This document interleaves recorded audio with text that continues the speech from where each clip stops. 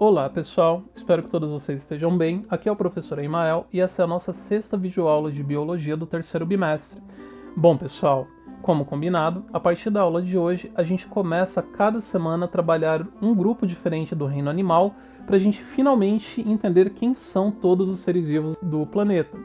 Hoje, galera, a gente vai começar pelos dois primeiros grupos de seres vivos do reino animal, que são o grupo dos poríferos e dos quinidários, que são dois grupos de seres vivos que eram antigamente chamados de invertebrados. Os poríferos, galera, eles nada mais são do que animais que pertencem ao filo Porifera, que é onde estão classificados e incluídos todos os animais que a gente conhece como esponjas do mar. E na aula de hoje a gente vai perceber que a esponja do mar não é exatamente como a gente imagina do desenho do Bob Esponja. Esponja do mar, galera, são animais muito simples e provavelmente eles foram os primeiros animais que surgiram no planeta Terra derivados dos organismos protozoários coloniais flagelados. Tanto, galera, que todos os poríferos, eles são animais aquáticos, sendo que a maioria deles são animais que vivem em água salgada, a maioria deles são marinhos. Existem pouquíssimas espécies que vivem em água doce, que por isso a gente chama de edusícolas. Outra característica legal das esponjas do mar é que todos eles são animais sésseis. O que significa séssil, professor? Animal que ele é séssil ele é um animal que ele nasce, cresce, desenvolve, reproduz e morre parado sempre no mesmo local. Ele não se move. Animais sésseis, galera, eles têm uma relação muito próxima com o ambiente, porque eles basicamente vão depender do ambiente ao redor deles para conseguirem sobreviver. No caso das esponjas do mar, eles dependem do ambiente tanto para se alimentar quanto para respirar, porque eles obtêm a alimentação e os gases da respiração dele realizando a filtração da água que está passando pelo corpo deles. Por essa razão, o corpo dos poríferos ele é um corpo que possui muitos poros, que são pontos de comunicação entre o exterior e o seu organismo, que permitem a passagem e a veiculação de água. Nesses animais, galera, não existe um aparelho digestório muito bem elaborado, então ele não tem uma boca e não tem um ânus. Nesses animais, a digestão ela acontece de forma intracelular. O que isso significa? O pedacinho de comida que esse animal conseguir filtrar da água vai ser capturado e passado diretamente para dentro da sua célula, e lá dentro aquele material vai ser digerido e vai ser disponibilizado no formato de nutrientes. E esponjas do mar, elas são consideradas invertebrados, então elas não têm um esqueleto propriamente dito. Pelo contrário, elas têm no máximo, uma rede de fibras de espículas ou de espongina que dão esse formato para o corpo dela. Só que ele é um animal tão simples, mas tão simples, que os tecidos do corpo deles não são muito diferenciados. Você tem algumas células que são um pouquinho diferenciadas com relação à função, mas no geral elas são muito semelhantes e elas não têm grande variação. Professor, beleza, mas como que é a estrutura do corpo de uma esponja do mar? Bom, galera, o corpo de uma esponja do mar ele é bem simples da gente entender, porque ele basicamente tem 3 regiões principais. Ele vai ter vários poros espalhados aqui na parede do corpo dele. Internamente vai existir uma região chamada diátrio ou espongiocele e uma região de eliminação da água chamada de ósculo. Basicamente, os poros, o átrio e o ósculo são exatamente o que explicam a movimentação de água dentro do corpo desses animais. A água do ambiente entra pelos poros, circula pelo átrio e sai pelo ósculo. Só que a gente tem também, galera, algumas células que são importantes para o funcionamento do corpo de uma esponja do mar. Dentro dessas células você vai ter os pinacócitos, que são as células que formam a camada da parede externa do corpo do animal. Os amebócitos, que são umas células parecidas com amebas dentro dessa parede, que vão basicamente só caminhar dentro dessa parede transportando substâncias, mas a principal célula das esponjas do mar são os coanócitos. Os coanócitos, galera, elas são células flageladas que garantem a alimentação desses animais. Aqui embaixo eu coloquei para vocês uma representação de uma célula de um coanócito. Ela basicamente é uma célula que está representada aqui por essa cor vermelha, ligada com um flagelo que fica vibrando, e na base daqui desse flagelo, junto aqui com o corpo celular, você vai ter uma bainha parecida com um colarinho, como se fosse uma saia. Geralmente, galera, esses coanócitos eles ficam localizados, aderidos aqui na parede interna do átrio do corpo do animal. E quando a água ela passa por aqui, ela fica circulando, se tiver alguma partícula de comida circulando no meio dessa água, o flagelo captura esse pedacinho de comida, puxa para dentro da célula e faz aqui a digestão intracelular. E esses nutrientes podem ser passados, que nem eu falei, para os amebócitos, que vão sair de repente disponibilizando esses nutrientes para as outras células do corpo. Interessante a gente notar, galera, que esses coanócitos, eles indicam exatamente aquela relação de parentesco dos animais com os protozoários flagelados. Como eu falei, o flagelo é muito presente na maioria de algumas células animais. Bom, galera, a gente tem hoje em dia 3 grupos principais de esponja do mar, que são as esponjas asconoides, as ciconoides e as leuconoides, que nem estão representadas aqui embaixo nessa imagem. A de tipo mais simples, galera, são as esponjas do tipo asconoide, que tem exatamente aquele formato de copinho que a gente acabou de ver na estrutura do corpo deles. Esse tipo de esponja, galera, ela pode ter tamanhos muito variáveis no meio do ambiente marinho.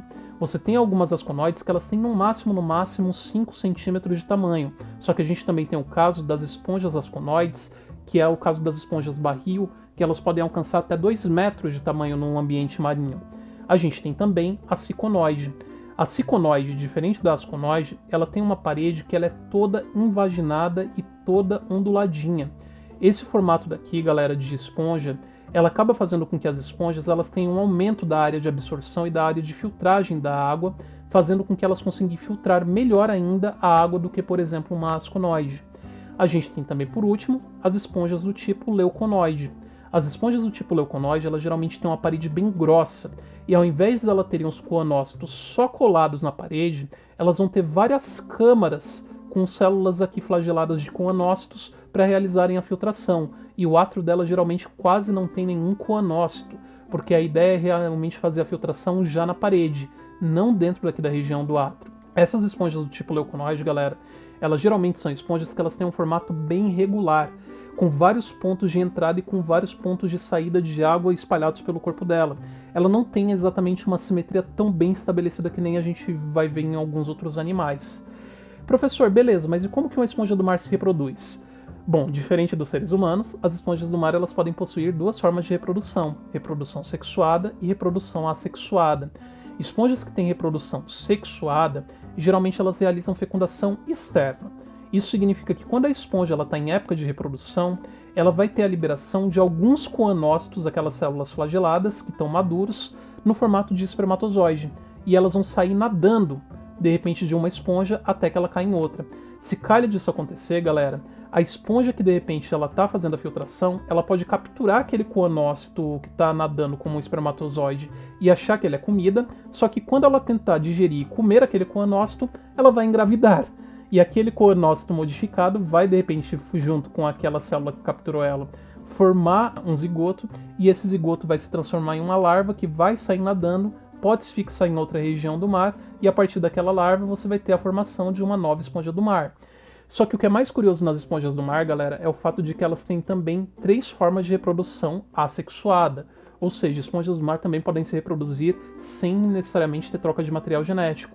O tipo mais simples é a reprodução por brotamento, que é quando a partir de uma esponja você vai ter o surgimento de um novo broto, que é um novo indivíduo, que vai crescer, geralmente aderido ao corpo da mãe. Só que além disso, também tem a reprodução por fragmentação. Esse tipo de reprodução depende exatamente do fato de que as esponjas do mar elas não têm células muito diferenciadas. Vamos pensar que uma esponja do mar, por alguma razão, de repente, sei lá, uma tartaruga marinha pisou em cima dela, ou de repente aconteceu alguma coisa que quebrou a esponja do mar, cada fragmento da esponja do mar tem uma capacidade regenerativa, e a partir de cada fragmento você pode ter a formação e a origem de um novo indivíduo e de uma nova esponja do mar. Ou seja, ela tem capacidade regenerativa, que faz com que ela consiga, de repente, mesmo quebrada, gerar novos indivíduos. Quando, de repente, uma esponja do mar ela também está em uma situação ambiental arriscada, como, por exemplo, a água ficar mais ácida, mais fria, mais quente, ou de repente começa a ter poluição naquele local, as esponjas do mar, dentro das suas paredes, podem começar a fazer um processo chamado de gemulação, que é a formação de uma gema de resistência, que é um conjunto de células que se forma como se fosse uma espécie de sementinha de resistência. Por quê? Quando aquela esponja ela morrer ou ela for quebrada, aquela gema de resistência pode se regenerar e começar a dar origem novamente a uma nova esponja do mar. Bom, é legal a gente notar, galera, que esponjas do mar elas são seres vivos e são animais bem diferentes do que a gente está acostumado. Só que além a gente também vai falar na aula de hoje dos quinidários, que pertencem ao filo Quinidária. Esse segundo grupo de animais é o segundo grupo de animais mais primitivos dentro do reino animal. Nele estão classificados todos os animais que a gente conhece como anêmona, medusa, água-viva e coral. Também são animais aquáticos, com a maioria marinho e pouquíssimos animais de hábito de água doce.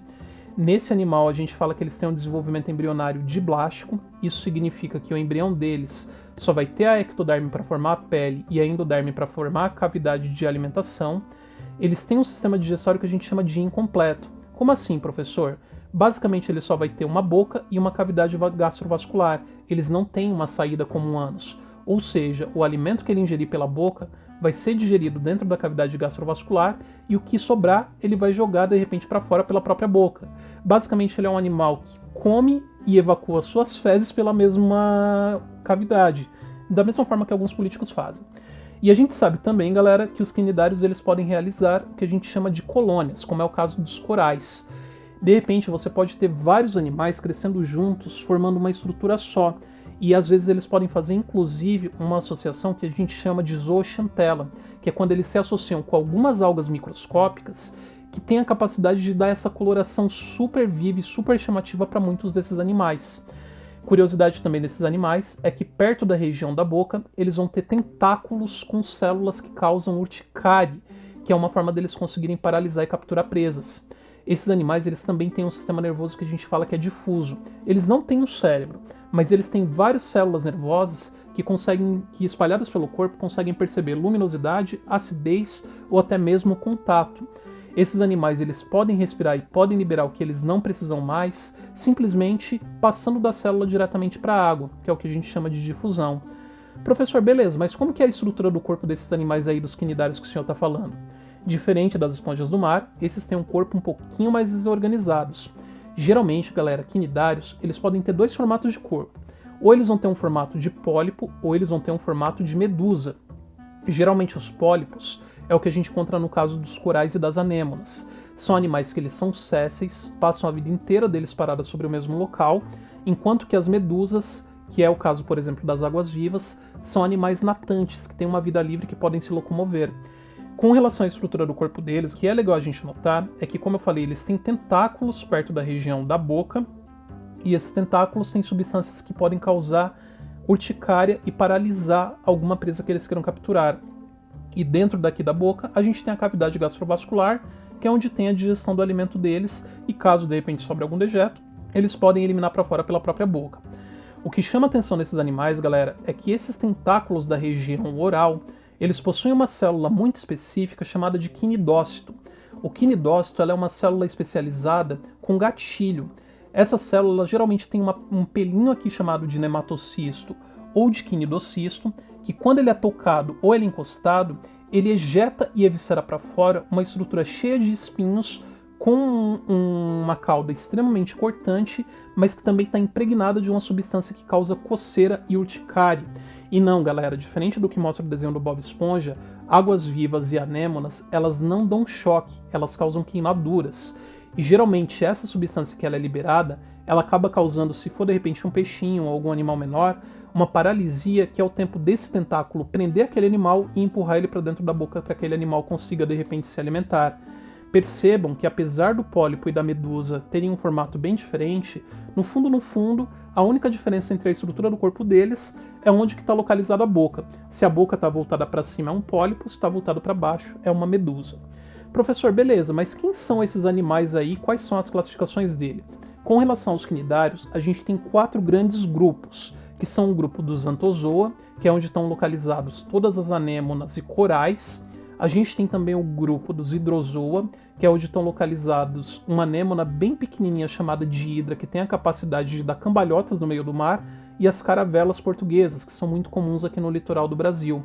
A propósito, galera, caravelas não são um único animal, elas são colônias de quinidários, em que você vai ter, de repente, formações de medusa aqui na região da cabeça combinados para dar essa superfície flutuadora e combinações de pólipos na região dos tentáculos para conseguirem capturar comida. A gente tem também as sifozoas, que é o grupo onde estão localizados todas as medusas e águas-vivas em maior quantidade. E por último, a gente tem um grupo que é bem restrito à Austrália, que é o grupo da cubozoa, que é onde estão localizados um tipo de medusa chamada de vespa do mar, e só tem esse animal no meio desse grupo. Cubozoa, galera, eu já adianto para vocês que elas são os animais mais peçonhentos e venenosos do mundo. Essa desgracinha dessa vespa do mar, ela só tem meio centímetro por meio centímetro de tamanho no meio da água. Só que a toxina que ela produz no meio dos seus tentáculos tem a capacidade de causar a morte direta de aproximadamente 500 homens adultos. Tanto que isso é um problema real para mergulhadores que de repente vão nadar lá pela costa da Austrália. Se você está nadando de forma descuidada e calha de uma dessas desgracinhas de meio centímetro entrar em contato com a sua pele, é o tempo dela inocular isso daqui de repente em você, ter aquela ativação daquelas células dos quinidócitos, passou essa toxina para você, não tem muito tempo para você correr porque realmente isso daqui é extremamente letal. Professor, nossa, mas que coisa bizarra! E como que esses bichos se reproduzem? Bom, galera, quinidários eles têm diferentes tipos também de reprodução. Os quinidários eles podem se reproduzir de duas formas, ou sexuada ou assexuada. De forma sexuada, geralmente o que acontece é o caso das anêmonas e de algumas espécies de águas-vivas que elas têm geralmente até uma oscilação e alternância de geração. Você pode ter de repente uma medusa do sexo masculino e uma do sexo feminino. Entrando em período de reprodução, elas realizam fecundação externa. O macho ejacula na água, a fêmea ovula na água, os óvulos e os espermatozoides se encontram e formam a larva ciliada que a gente chama de plânula. A plânula vai nadar até ela de repente chegar em cima de uma rocha e ela se fixa. E quando ela se fixa, ela começa a formar uma estrutura chamada de cifístoma ou de pólipo. Esse pólipo, galera, começa a sofrer um processo que a gente chama de estrobilação e ele começa a formar várias novas medusas conectadas e conforme elas vão amadurecendo, elas vão se soltando e ficam livres para nadarem pelo oceano e começarem novamente o ciclo de vida delas. Só que a gente também sabe que muitos pólipos podem realizar uma reprodução por brotamento, que é quando a partir do indivíduo original começa a surgir um novo indivíduo clonal grudado no corpo da mãe e esse broto pode se soltar e de repente formar aqui um novo indivíduo completamente separado. E esse tipo de relação aqui de reprodução por brotamento, ele é muito comum de acontecer nas anêmonas que a gente conhece como hidras, que são aquelas anêmonas que são soltas e que podem se locomover, dando cambalhotas pelo meio do oceano. Bom, galera, espero que vocês tenham gostado dessa aula. Sei que tem muita informação, só que estudar animais é uma das coisas mais fantásticas e mais fascinantes que a gente pode fazer, porque eles mostram quanto a vida ela se diferenciou, diferente do que a gente tem por hábito no caso dos seres humanos. Espero que vocês tenham gostado da aula e até a próxima aula.